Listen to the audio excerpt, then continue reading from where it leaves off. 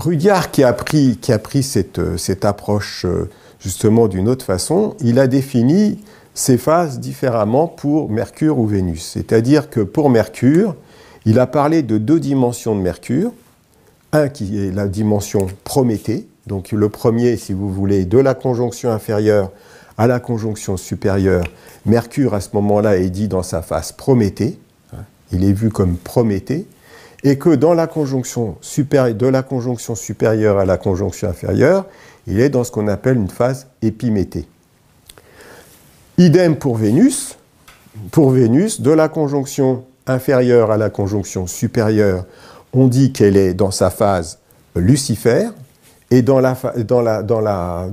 la conjonction supérieure à la conjonction inférieure, elle est dans sa phase Hespérus.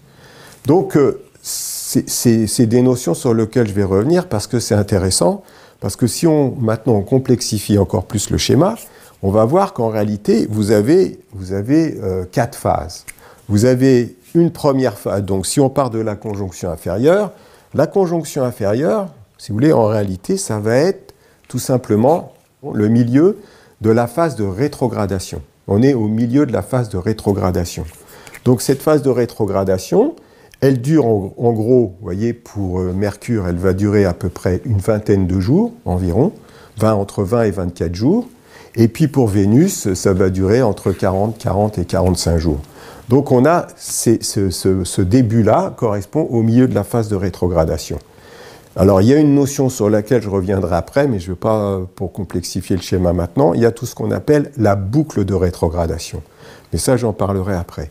Donc pour simplement parler de ce phénomène de rétrogradation, on est donc, ce milieu va correspondre, on pourrait dire, au départ de la phase prométhéenne pour Mercure et au départ de la phase, entre guillemets, luciférienne pour Vénus.